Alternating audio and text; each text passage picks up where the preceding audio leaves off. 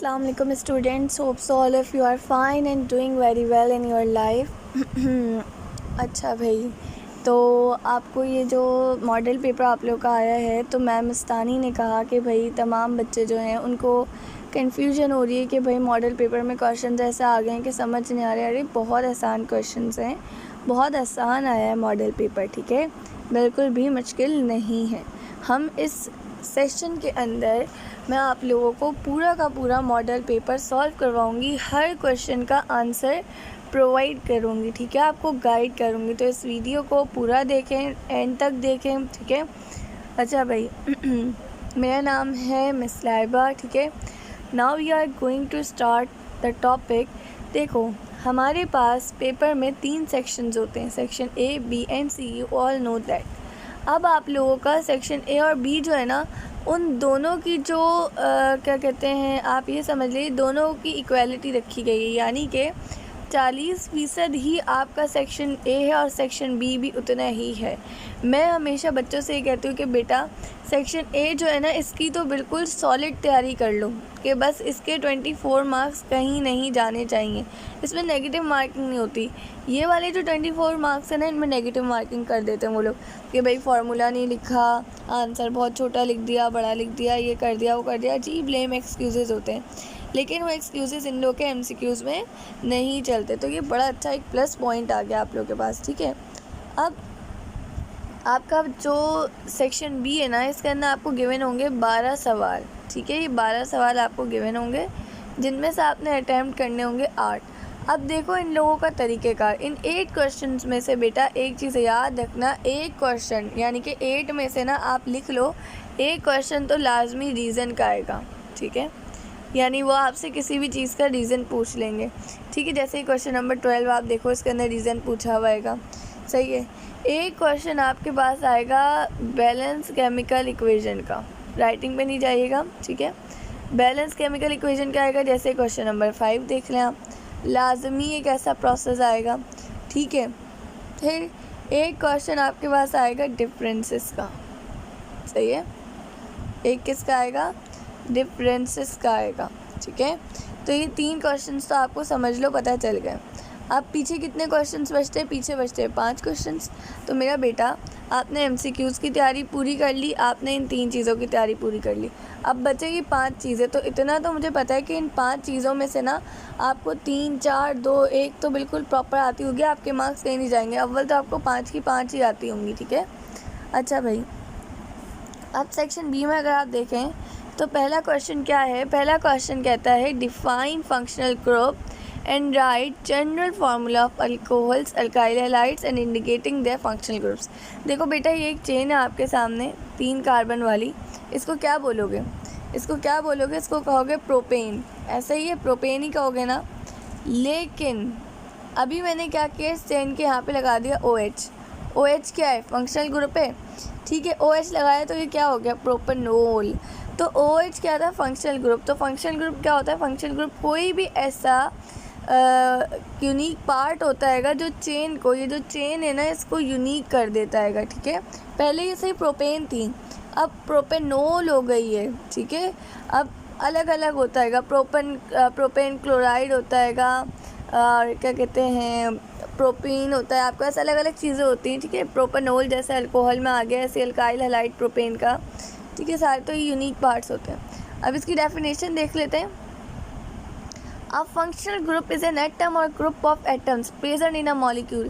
Functional group क्या है, कोई भी एटम हो सकता है, जैसे क्लोरीन हो गया, ठीक है, या फिर ग्रुप ऑफ एटम हो सकता है, ठीक है, जैसे कि हमारे पास NO2 नाइट्रो होता है, ठीक है, या फिर हमारे पास OH होता है। ये देखो ये ग्रुप ऑफ एटम्स आ गया है, जो एक मॉलिक्यूल, ये मॉलिक्यूल के अंदर प्रेजेंट है दोनों, ठीक है। अब ये which gives the molecule unique character, जो क्या करेगा, जो ये जो चेन है आपके पास, इसको यूनिक करेक्टर देगा। ये चेन इतनी लंबी भी हो सकती है, ठीक है, मर्जी होती है ना कितनी, वो आपको कितनी भी दे दें, ठीक है, बस उसके आगे जो यूनिक पार्ट लगा होगा ना, वो उसको देता है यूनिक करेक्टरिस्टिक्स, उनकी प्रॉपर्टीज़। अगर देखो 4 कार्बन वाला 3 कार्बन है, समझ लो दोबारा से, इसके आगे OH लगा हुआ है, तो ये किसकी प्रॉपर्टीज़ देगा बेटा, ये अल्कोहल की प्रॉपर्टीज़ देगा, ठीक है।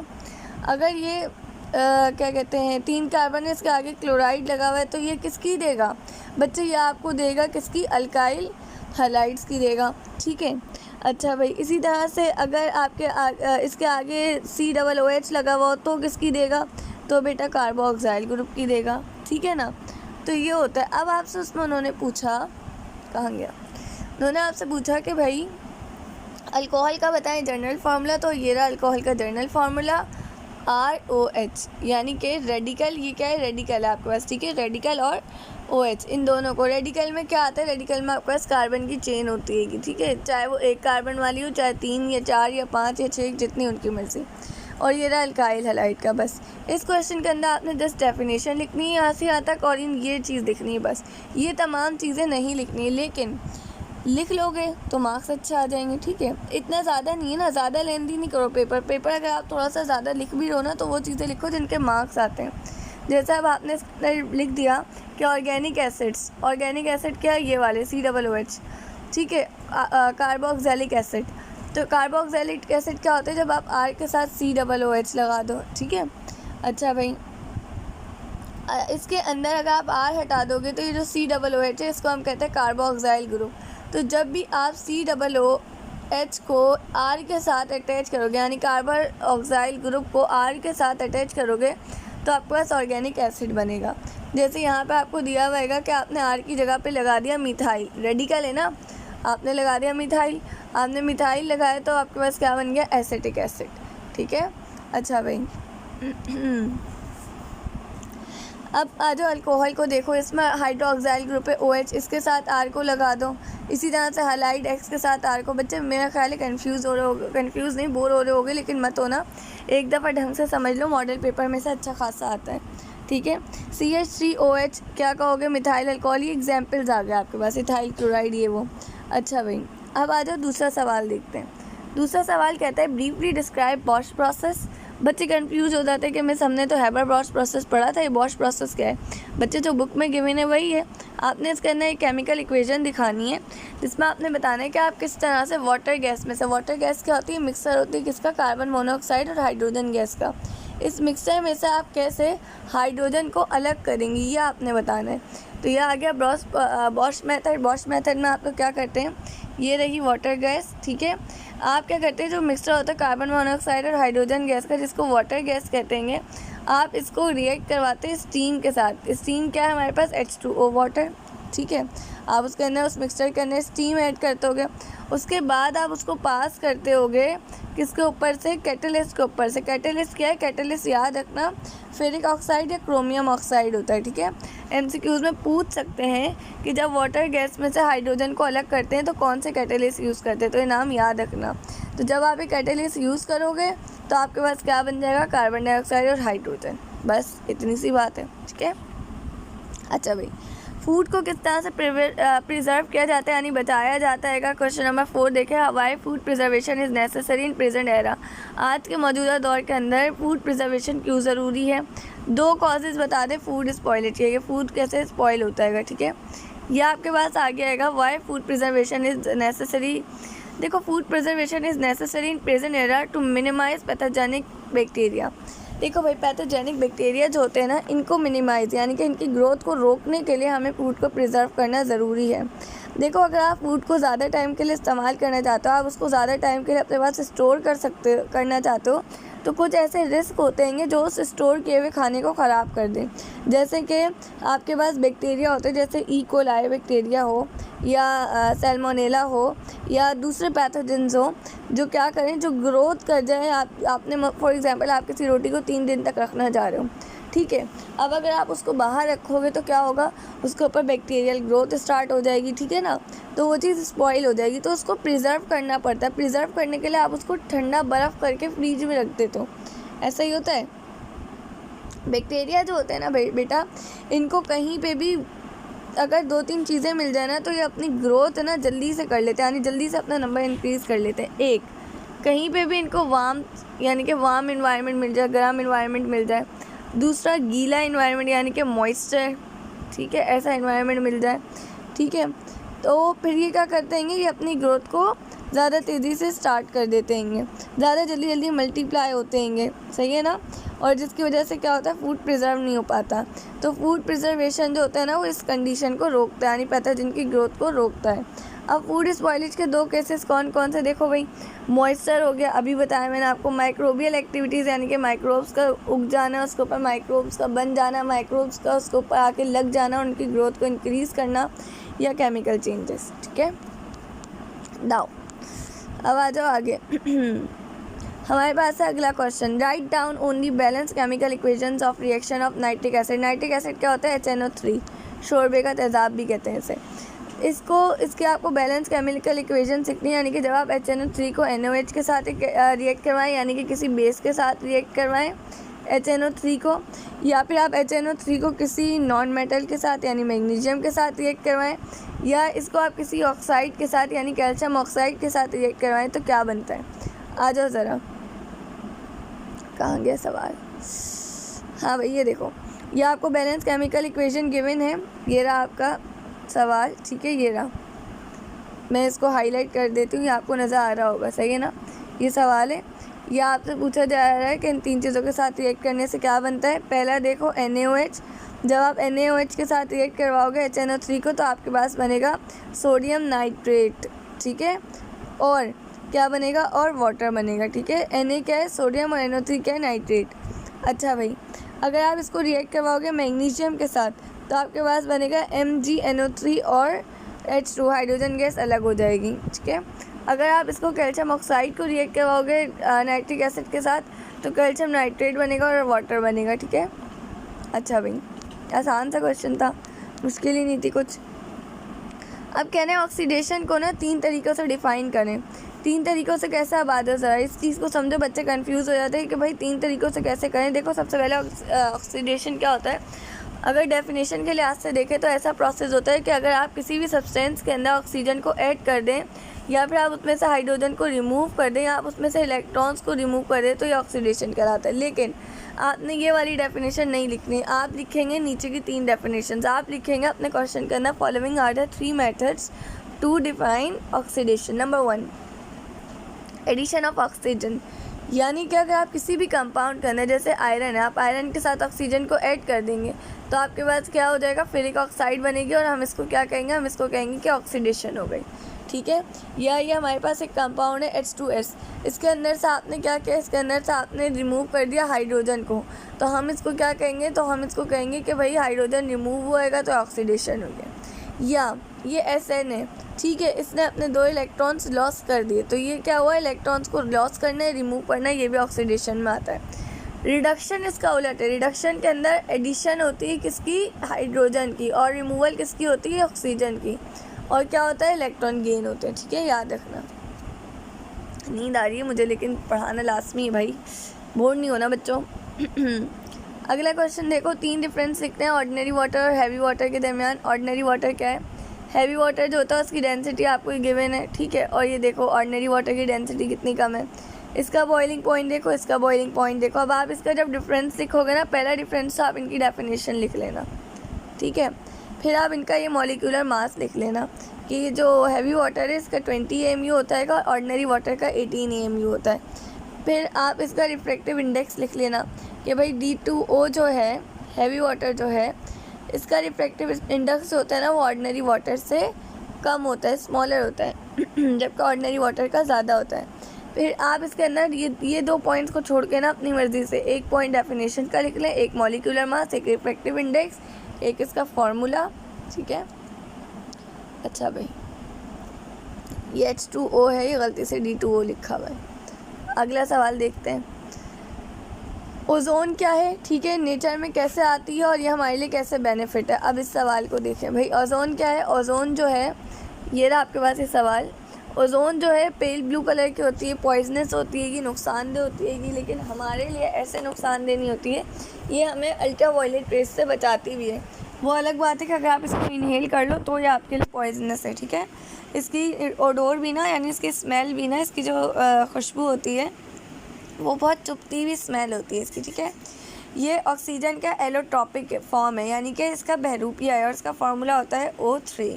ठीक है, ओजोन कहाँ पे पाई जाती है, ओजोन ज़मीन से 20 किलोमीटर ऊंचाई पे पाई जाती है। ठीक है, अच्छा भाई, इसका एडवांटेज या बेनिफिट क्या है? ओजोन जो है ये प्रोटेक्ट करती है लाइफ को ज़मीन के ऊपर, किससे? अल्ट्रावायलेट रेज से। अल्ट्रावायलेट रेज जो सूरज से आ रही हैं, अगर ये आपके ऊपर, ये आप हैं, आपके ऊपर अगर ये गिरेंगी तो ये क्या करेंगे? आपका जो डीएनए है ना, इसको तोड़ देंगी।